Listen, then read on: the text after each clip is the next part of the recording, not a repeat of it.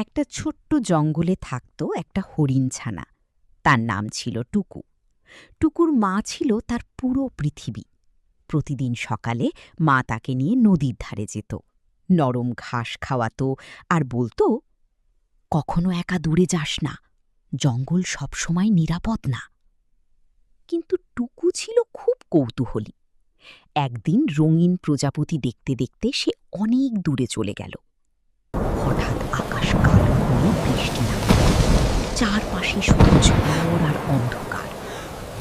টুকু ভয় পেয়ে মাকে ডাকতে লাগল, মা, মা, তুমি কোথায়? অনেক খোঁজার পর সে একটা বড় গাছের নিচে তার মাকে দেখতে পেল। কিন্তু মা তখন আহত, শিকারীদের ফাঁদে পড়ে গিয়েছিল সে। টুকু কাঁদতে কাঁদতে বলল, মা, আমি আর কখনো দূরে যাব না, তুমি ওঠো না মা।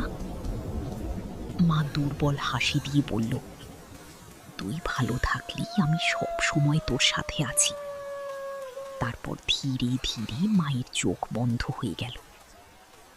সেই দিন থেকে টুকু প্রতিদিন নদীর ধারে যায়, যেখানে তার মা তাকে নিয়ে যেত।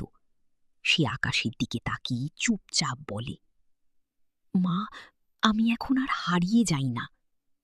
আর বাতাস যেন ধীরে ধীরে উত্তর দেয়, আমি সব সময় তোর পাশেই আছি।